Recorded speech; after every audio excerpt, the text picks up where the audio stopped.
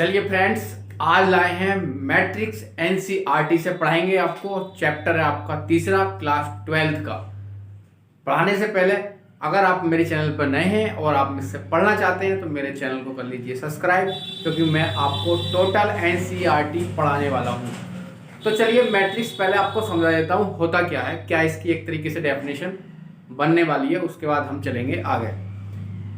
M N एक numbers का set है आपके पास, जिसमें एम रो है और एन कॉलम है, को आप रेक्टेंगुलर फॉर्म में अगर लिख दें तो ये मैट्रिक्स की फॉर्म बन जाती है, जिसमें हम बड़े ब्रैकेट या छोटे ब्रैकेट का यूज भी कर लेते हैं। एम एन नंबर हमें लेने हैं, उसका सेट लेना है। मैं बताऊंगा आपको कि मैट्रिक्स कैसे बनाएंगे। देखिए, या ऐसे मानिए आप कि आपके पास क्या है, एम बुक्स को रो की फॉर्म में लिखा है, एन बुक्स को कॉलम की फॉर्म में लिखा है। तो देखिए, ये वाली ब्रैकेट का यूज करा जाता है। इसे कहते हैं हम row, first row, second row, third row, ये आपके पास रो कहलाती है। इसे कहते हैं column, first column, second column और थर्ड कॉलम। तो इस तरीके से जो फॉर्म होती है, इसे हम छोटी ब्रैकेट से भी लिख देते हैं, 1 1 1 2, अगर 2 by 2 की बनाए तो, या 2 1 और 2 2, इस वाली ब्रैकेट से भी लिख सकते हैं, लेकिन नॉर्मली ये वाली ब्रैकेट यूज करी जाती है। तो ये आपके पास मैट्रिक्स है, इस फॉर्म की जो होगी वो मैट्रिक्स कहलाएगी। इसके अंदर आप एलिमेंट भी लिख सकते हैं। अच्छा, बाकी बात बाद में करेंगे। इस तरीके से लिख सकते हैं 1 2 3 4 5 6 7 8 9, ये भी एक मैट्रिक्स है, ये भी एक मैट्रिक्स की फॉर्म है, नंबर ऑफ एलिमेंट है। ये नंबर ऑफ एलिमेंट देखिए, रो कितने हैं, 1 2 3, 3 रो है और 3 ही अभी फिलहाल कॉलम है। यहाँ पे भी देखिए 2 रो है, वो रो कितनी है, 1 2, 2 रो है और 2 ही यहाँ पे कॉलम है। तो इस तरीके की जो फॉर्म होगी वो मैट्रिक्स कहलाएगी। क्या कहलाएगी, मैट्रिक्स। आपको समझ में आ गई होगी किस तरीके से लिखते हैं, रेक्टेंगुलर फॉर्म में लिखते हैं। चलिए अब मैं अगली बात करता हूं कि ऑर्डर ऑफ मैट्रिक्स क्या होती है, किसी मैट्रिक्स का ऑर्डर क्या होता है। देखिए, कोई भी मैट्रिक्स आप किसी भी ऑर्डर की ले लीजिए। माना ले लिया हमने A11 1 2 2 1 और 2 2। तो देखिए, नंबर ऑफ रो कितनी है, 1 और 1 2, कॉलम कितने हैं, 1 और 1 2। तो ये इसका ऑर्डर कहलाएगा 2 by 2 का। ये होती है m की वैल्यू और ये होती है n की वैल्यू। ये होती है m की वैल्यू और ये किसकी होती है, n की वैल्यू। तो नंबर ऑफ रो और नंबर ऑफ कॉलम, रो पहले आएगा कॉलम बाद में आएगा। या इस तरीके से बात करें, आपके पास 1 2 3 4 5 6, इस तरीके से बात करें तो रो कितनी है, 1 और 1 2, 2 तो रो हो गई। कॉलम कितने हैं, 1 2 3। तो ये मैट्रिक्स कितने की हो गई, 2 by 3 की। इसे ये कहेंगे m की वैल्यू और ये कहेंगे n की वैल्यू। तो ये ऑर्डर ऑफ मैट्रिक्स कहलाता है।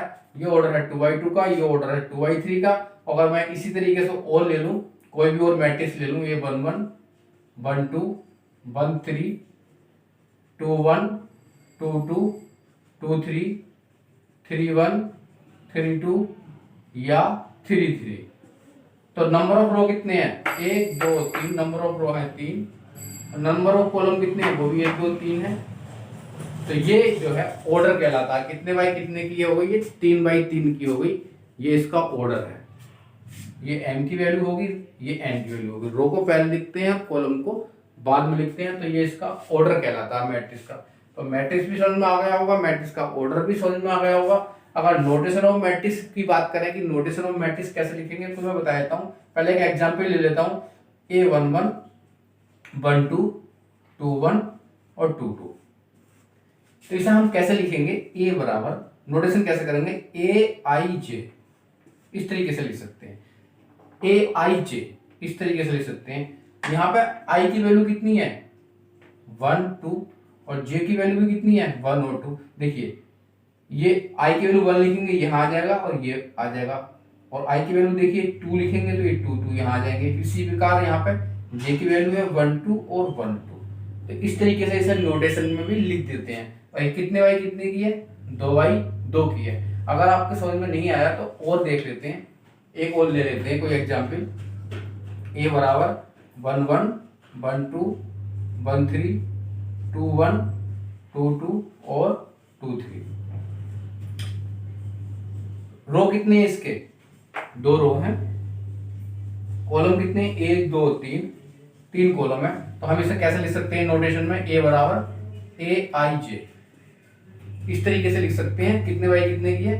2 गुणा 3 की। ये कितने की थी? 2 बाई 2 की थी, 2 बाई 2 की थी। अब यहाँ पर आई की वैल्यू कितनी है हमारे पास?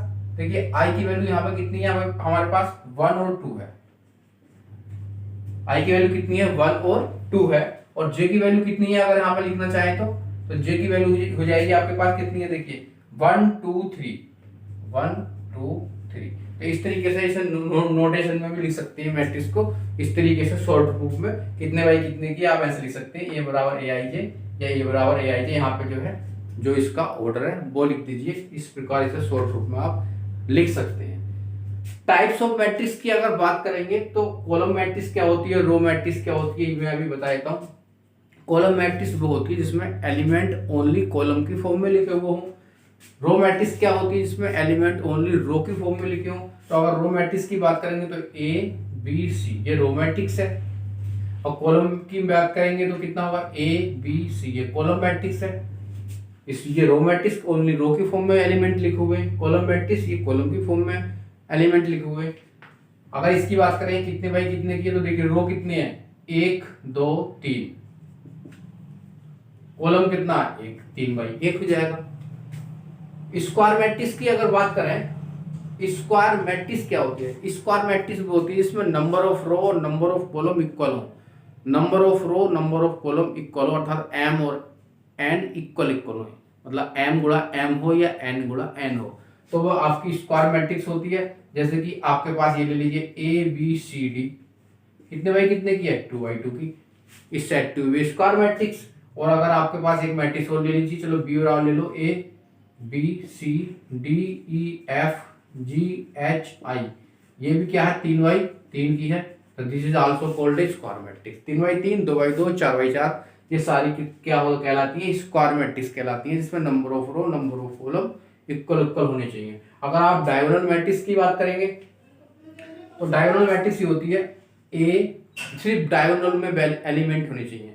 ए 0 0 0 बी 0 0 0 सी, इस तरीके से ये डायगोनल मैट्रिक्स है। इस तरीके से ये क्या है? डायगोनल मैट्रिक्स है। मतलब डायगोनल में एलिमेंट है, बाकी सारे जीरो। चाहे आप इस फॉर्म में बना लो चाहे आप इस फॉर्म में बना लो, लेकिन डायगोनल में ही एलिमेंट होने चाहिए। जो विकर्ण दिया है वहीं पे एलिमेंट होंगे। स्केलर मैट्रिक्स की बात करेंगे तो वो भी same to same diagonal matrix की तरह होती है, बट वहां पे एलिमेंट यहाँ पर सेम होते हैं। मतलब ऐसे करके लिखेंगे ए 0 0 0 ए 0 और 0 0 ए, ये एलिमेंट जो है डायगोनल में सेम होते हैं, तो ये स्केलर मैट्रिक्स कहलाती है। अब यहाँ पर ए की जगह आप 2 2 भी ले सकते हैं, 3 3 भी ले सकते हैं, 4 4 भी ले सकते हैं, बस सारी की सारी क्या कहलाएंगी? Scalar matrix कहलाएंगी। ऐसे ले सकते हैं 2 0 0 0 2 0 0 0 2, ये सारी की सारी इस तरीके की क्या कहलाएंगी? Scalar matrix कहलाएंगी। लेकिन एलिमेंट सेम होना चाहिए, 2 2 2 3 3 3 4 4 4, ये सारी क्या कहलाएंगी? Scalar matrix कहलाएंगी। अगर आइडेंटिटी मैट्रिक्स की बात करें तो 1 0 0 1, ये है 2 बाई 2 की। 1 होना चाहिए खाली विकर्ण की फॉर्म में, जो डायगोनल है वो वहां पर 1 होना चाहिए। अगर यहाँ पे मैं 1 1 1 रख दूंगा तो ये आइडेंटिटी बन जाएगी। यहाँ पे 1 1 1 रख दूंगा, आइडेंटिटी बन जाएगी। तो स्केलर में 1 नहीं ले सकते, इसका मतलब ये हुआ कि स्केलर में 1 1 नहीं ले सकते, 1 नहीं ले सकते, 1 से आगे कुछ भी ले सकते हैं, 2 ले लो या 3 ले लो या 4 ले लो। अगर 1 ले लिया आपने तो आइडेंटिटी बन जाएगी। तो 2 बाई 2 की आइडेंटिटी अगर इस तरीके से बनाएंगे तो ये 3 बाई 3 की आइडेंटिटी बन जाएगी।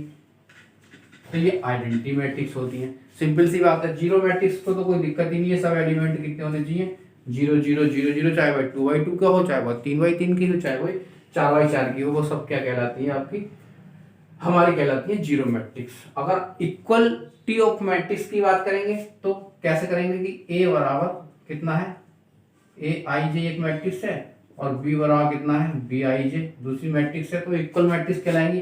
जैसे कि आप कह देंगे 2 3 4 5, यहाँ पे 0 ले लीजिए और अच्छा रहेगा। 2 3 0 5, is said to a equality of matrix. देखिए वो उसी नंबर का एलिमेंट उसी नंबर के एलिमेंट के बराबर होने चाहिए। देखिए A11 इसके बराबर है, A12 3 है और A21 0 है और A22 5 है। इस प्रकार के क्या कहलाएंगे, इक्वलिटी ऑफ मैट्रिक्स कहलाएंगे। अगर यहाँ पे मैं 5 की जगह कुछ और कर दूं, 2 3 या कुछ और डिजिट लिख दूं, तो वो इक्वलिटी मैट्रिक्स नहीं कहलाएंगी, अनइक्वल हो जाएंगी। ये इक्वल होनी चाहिए, ठीक है। इस प्रकार Aij बराबर Bij, अगर इसे A मान लिया जाए और इसे B मान लिया जाए, तो ऐसी मैट ये आप पढ़ लेंगे। इनकी आपके क्वेश्चन में जरूरत पड़ने वाली है और बहुत आसान है मैट्रिक्स। चलिए क्वेश्चन को पूछते हैं। एक्सरसाइज आप हम पढ़ेंगे 3.1 और उसके कुछ क्वेश्चन करेंगे जो कि बहुत आसान है। अब वो एनसीईआरटी के क्वेश्चन सोल्व करते हैं और हमारे पास एक्सरसाइज है 3.1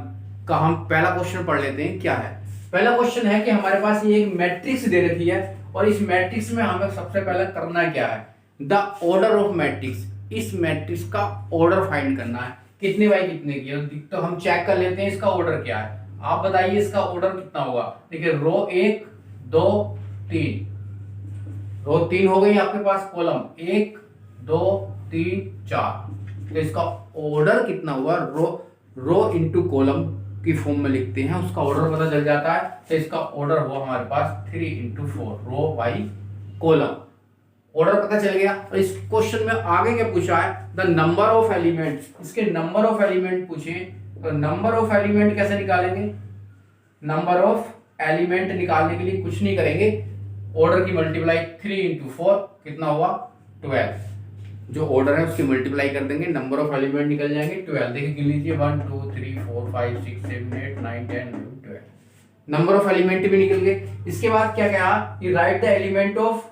इसके बाद थर्ड पार्ट पूछा इसने, A13 निकालिए, A21 निकालिए, A33 निकालिए, A24 निकालिए और A23 निकालिए। तो मैं क्या करता हूं, इसे इस फॉर्म में लिख लेता हूं। देखिए A11 12 13 और 14, A21 22 23 और 24 और A हो गया 31 32 33 और 34।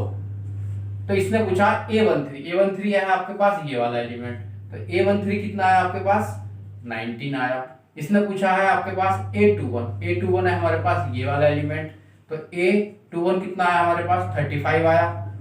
इसके बाद हमसे पूछा उसने A33, तो A33 कहाँ है हमारे पास ये है, तो A33 बराबर आएगा हमारे पास कौन सा एलिमेंट हुआ -5, तो -5 हुआ। इसके बाद उसने पूछा है हमसे A23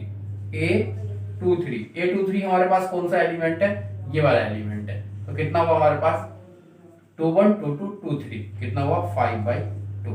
और ज्यादा कुछ करना नहीं था इस क्वेश्चन में और आई होप समझ में भी आ गया होगा अच्छी तरीके से। अगर अगले क्वेश्चन की बात करें, क्वेश्चन नंबर 2 की, तो क्वेश्चन नंबर 2 में कह दिया if a matrix has 24 element. एक मैट्रिक्स में कितने एलिमेंट है 24 एलिमेंट है। What are the possible order it can have. इसके पॉसिबल ऑर्डर क्या क्या हो सकते हैं। तो सिंपल सा तरीका ऑर्डर निकालने का, पहला 1 की मल्टीप्लाई करेंगे, किससे करेंगे 24 आ जाए, तो 1 की मल्टीप्लाई किससे करेंगे 24 से करेंगे, 24 आ जाएगा। 1 के बाद लेंगे 2 की मल्टीप्लाई किससे करें कि 24 आ जाए, तो 12 से करो। इसके बाद 2 के बाद 3 की मल्टीप्लाई किससे करें कि 24 आ जाए, तो 3 8 जा 24 हो जाएगा। इसके बाद 4 की मल्टीप्लाई किससे करें कि 24 आ जाए, 4 कितने करेंगे 6 से करेंगे, तो भी देखो 24 आया। इसके बाद 5 से तो आएगा नहीं, 6 से भी नहीं आएगा, 6 से आएगा, 6 इंटू 4 बराबर कितना आ जाएगा देखो 24। 7 से आएगा नहीं, 8 से आ जाएगा, 8 इंटू 3 बराबर भी देखो 24 आ गया। 9 से आएगा नहीं, 10 से आएगा नहीं, 11 से नहीं आएगा, 12 से आएगा, 12 इंटू 2 बराबर 24। और इसके बाद 13 14 15 16 17 18 19 20 21 22 नहीं किसी से नहीं आएगा। इसके बाद आएगा 24 इंटू 1, तो भी 24 आएगा। तो पॉसिबल ऑर्डर हो गए ये सारे के सारे, ये इसके हो गए पॉसिबल ऑर्डर 1 2 3 4 5 6 7 8 ऑर्डर बनेंगे। पॉसिबल ऑर्डर कितने हो गए, वो बनेंगे 8। पॉसिबल ऑर्डर कितने हो गए, 8 हो गए। समझ में आ गया ये तरीका। पहले 1 से मल्टीप्लाई करें ताकि ये एलिमेंट आ जाए जो उसने दे रखा है, और इसके बाद 2 से करेंगे, 3 से करेंगे, 4 से करेंगे, 5 से करेंगे, 6 से करेंगे, जहां जहां आधा चले जाए वो एलिमेंट आधा चले जाएगा तो वो उसके पॉसिबल ऑर्डर बन जाएंगे। What if it has 13 element, अगर एलिमेंट 13 हो तो अब एलिमेंट कितना है, इसी में क्वेश्चन में पूछा कि 13 हो तो पॉसिबल ऑर्डर कितने बनेंगे, तो 13 को हम 1 to 13 लिख सकते हैं, एक ऑर्डर बन गया। इसके बाद कोई भी और ऑर्डर नहीं बनेगा, 2 से 3 से 4 से 5 से 6 से कहीं से नहीं आएगा, सिर्फ 13 से 13 इंटू 1 बराबर 13 आएगा। तो इसके पॉसिबल ऑर्डर कितने हो गए, एक ये बना और दूसरा ये बना, तो कितने हो गए, 2 ऑर्डर हो गए। 13 के पॉसिबल ऑर्डर कितने हो गए, 2 हो गए, और 24 के पॉसिबल ऑर्डर कितने हो गए आपके पास, वो हो गए आपके पास 13। इसी प्रकार क्वेश्चन नंबर 3 है, 18 एलिमेंट है, अपने आप कर लेंगे। 4 पे बात करेंगे, क्वेश्चन नंबर 4 पर।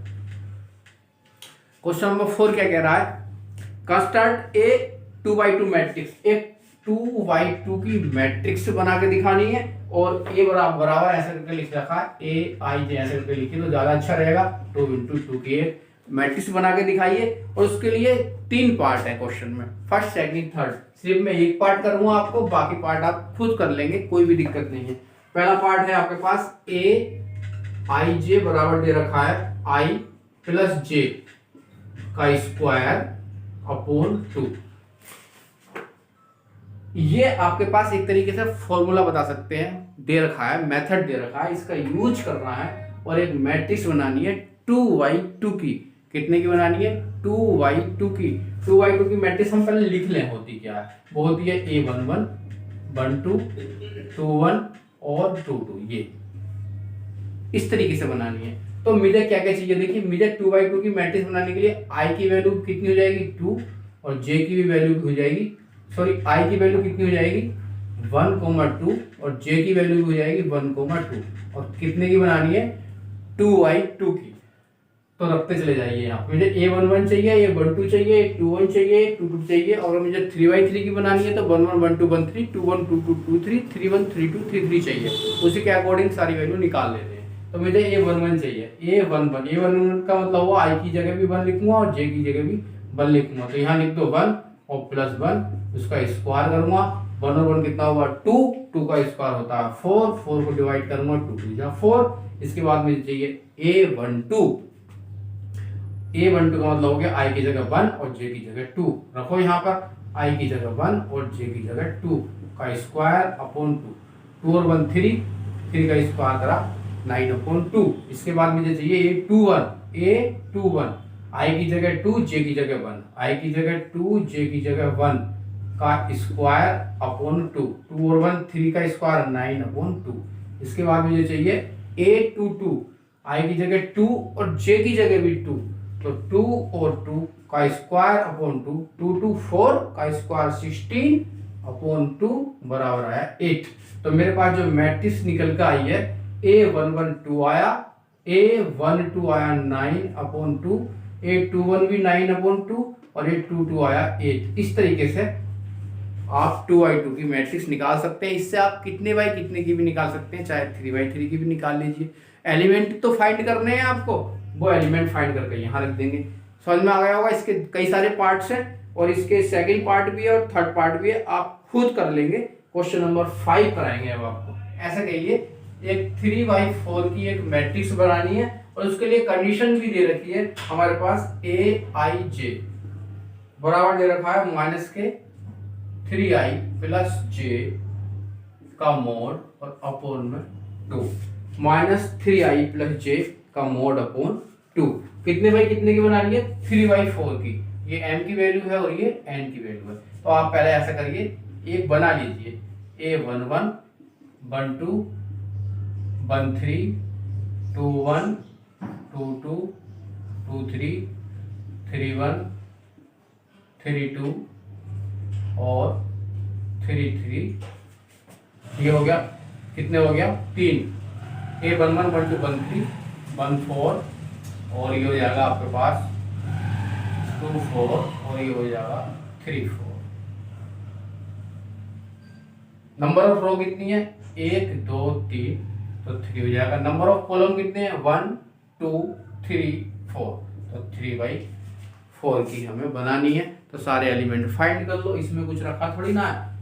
ये इस तरीके से हमने फॉर्मूला बना लिया अपना। अब A11 निकालेंगे, I की जगह भी 1 और J की जगह भी 1, -3 + 1 का मोड अपॉन 2, -3 + 1 कितना हुआ -2 का मोड अपॉन 2, -2 का मोड नेगेटिव का मोड पॉजिटिव बन जाएगा, तो कितना हो जाएगा 2/2 बराबर कितना आया 1 आया।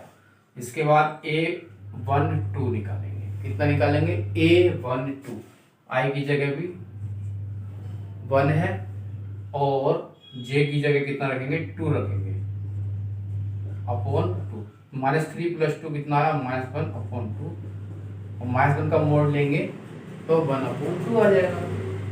A13 निकालेंगे, I की जगह 1 रख देंगे और J की जगह 3 रख देंगे, अपॉन में कितना है 2 है, ये माइनस का या प्लस का कट जाएंगे, कुल मिला के 0 आएगा।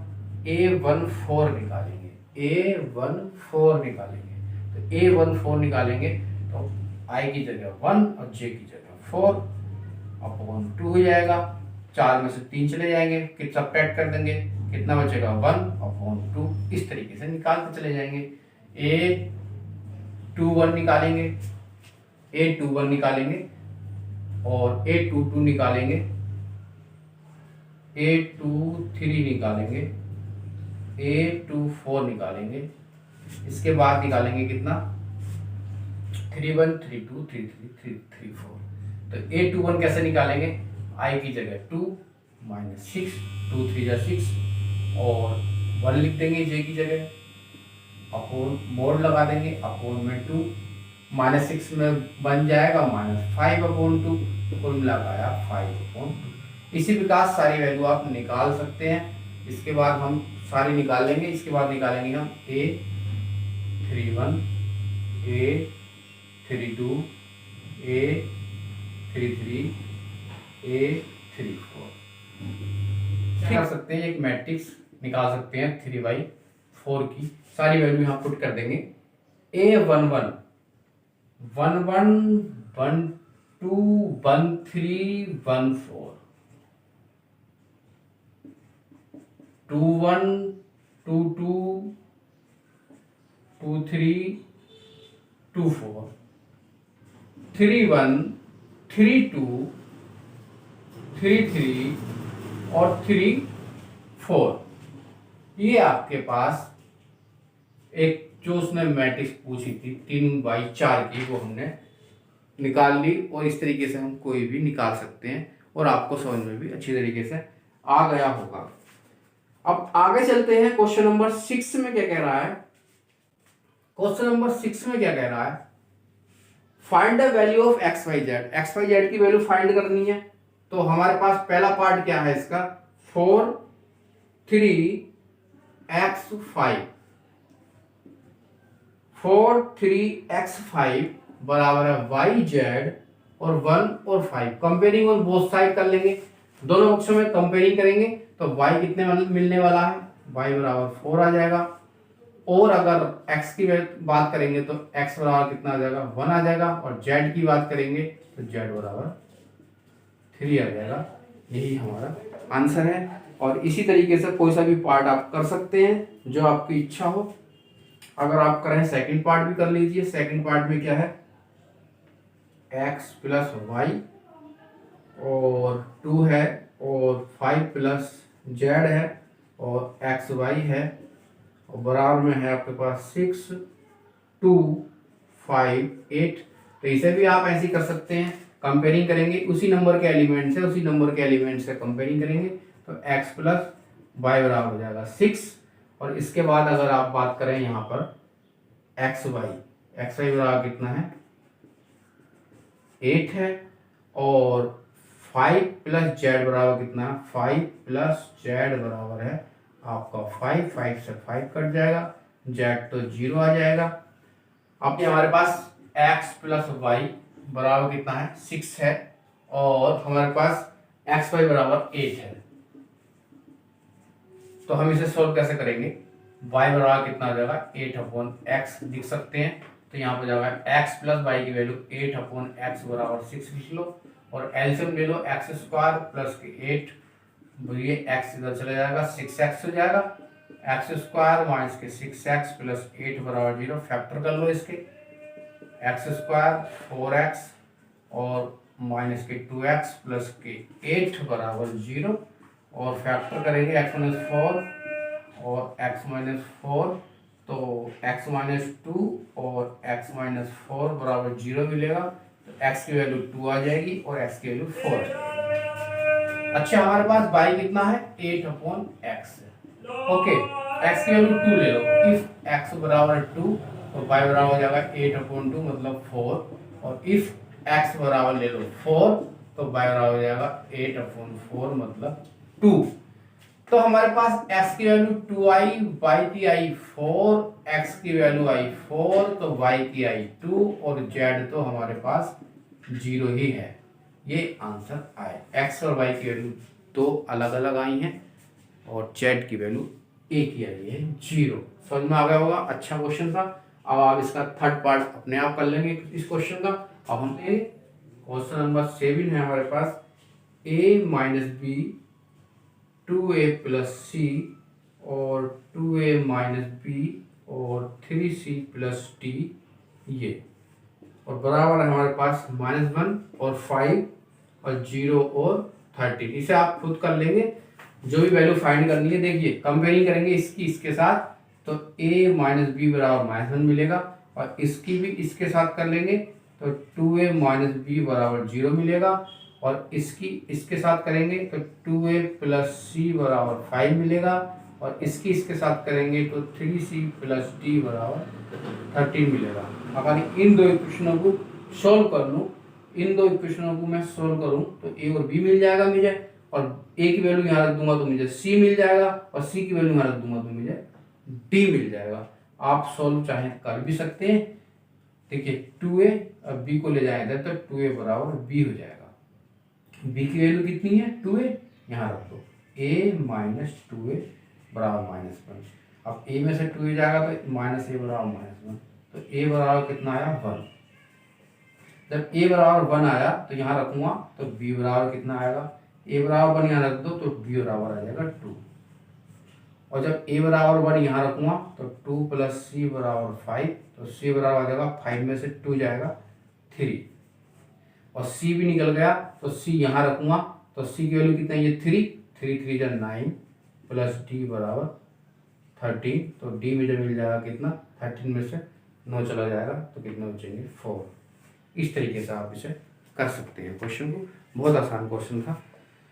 इसी के बाद क्वेश्चन नंबर 8 है हमारे पास, और 8 9 स्क्वायर मैट्रिक्स है कब, जब नंबर ऑफ रो बराबर होंगे नंबर ऑफ कॉलम के, अर्थात m बराबर n होगा तो ये स्क्वायर मैट्रिक्स बन जाएगी, मैंने बता रखा है। क्वेश्चन नंबर 9 है, which of the given value of x and y make the following pair of matrix equal. दो मैट्रिक्स इक्वल ले रखी हैं और x और y की वैल्यू निकालनी है। तो x और y की वैल्यू कैसे निकालेंगे जरा ध्यान से देखिए, 3x प्लस 7 और ये है 5 और ये है आपके पास y प्लस 1 और यह है 2 माइनस 3x बराबर 0 और y माइनस 2 और 8 है और यह है आपके पास 4। तो कैसे निकालेंगे, कंपेयरिंग करेंगे इसकी इसके साथ, तो हमारे पास आ जाएगा 3x प्लस 7 बराबर 0, और इसकी करेंगे इसके साथ, देखिए x बराबर आ जाएगा 7/3 माइनस का 7/3, और इसकी कंपेयरिंग करेंगे इसके साथ तो y माइनस 2 बराबर 5, तो y बराबर आ जाएगा 5 to 7। ओके, इसके बाद इसकी कंपेयरिंग इससे करेंगे तो y प्लस 1 बराबर 8, तो y बराबर आया 7। अच्छा, इसकी कंपेयरिंग इससे करेंगे तो 2 माइनस 3x बराबर 4, माइनस के 3x बराबर 4 में से 2 जाएंगे तो 2 बचेंगे, x बराबर आएगा 2/3। देखिए x की वैल्यू एक तो आई है माइनस के 2/3 और x की वैल्यू एक आई है माइनस के 7/3। इट इज नॉट पॉसिबल, दो वैल्यू अलग अलग डिफरेंट किसी मैट्रिक्स में नहीं हो सकती, क्योंकि उसने इक्वल मैट्रिक्स दे रखा है। इक्वल मैट्रिक्स में तो इक्वल ही होनी चाहिए, तो यहाँ पर डिफरेंट आ रही है x की वैल्यू, तो इसका मतलब ये जो है पॉसिबल ही नहीं है ऐसा होना, तो इसका ऑप्शन ठीक है, not possible. Not possible to find, not possible, possible ही नहीं है फाइंड करने, क्योंकि डिफरेंट वैल्यू दे रहा है। इसके बाद क्वेश्चन नंबर 10 पर अगर बात करी जाए, the number of all possible matrix of order 3/3 की, 3/3 की कितनी मैट्रिक्स बना सकते हैं आप, जबकि प्रत्येक एंट्री 0 और 1 से करनी है, 0 और 1 से। मतलब आपको जो एलिमेंट लिखना है मैट्रिक्स बनाने के लिए 0 लिखेंगे या 1 लिखेंगे, दो एलिमेंटों का यूज करेंगे, या तो 0 का यूज करेंगे या 1 का यूज करेंगे मैट्रिक्स बनाने के लिए। कहीं 0 0 0 लिखते चले जाओ या 1 1 लिखते चले जाओ। तो नंबर ऑफ एलिमेंट कितने हो गए जिनका हम यूज करते हैं, नंबर ऑफ एलिमेंट या तो 0 होगा या 1 होगा, तो नंबर ऑफ एलिमेंट हो गए 2। अब उसने कहा टोटल मैट्रिक्स कितनी बनेगी, टोटल मैट्रिक्स वो होता है 2, नंबर ऑफ एलिमेंट जो दिए हैं 2 की पावर mn की फॉर्म में लिख देते हैं। तो 2 की पावर कितना है, 3 गुणा 3, टोटल मैट्रिक्स बता दें कितनी बनेगी, तो 2 की पावर 9 बनेगी। 2 की पावर 9 का मतलब हो गया 2 4 2 4 8 2 16 32 64 128 256 500 512, टोटल मैट्रिक्स बनेंगी 512। और आपको समझ में भी आ गया होगा। तो ये आपके पास मैट्रिक्स की 3.1 एक्सरसाइज थी, जो आपको कुछ हद तक तो समझ में आई गई होगी। अगर कोई दिक्कत है तो आप पूछ सकते हैं कमेंट बॉक्स में आकर, और अगर मेरे चैनल से अभी नहीं जुड़े हैं तो जुड़ जाइए, क्योंकि टोटल एनसीईआरटी में आपको कराने वाला हूँ। और आज इतने ही रहने देते हैं, फिर अगली एक्सरसाइज के साथ फिर आते हैं। दोस्तों आज के लिए इतना ही रहे।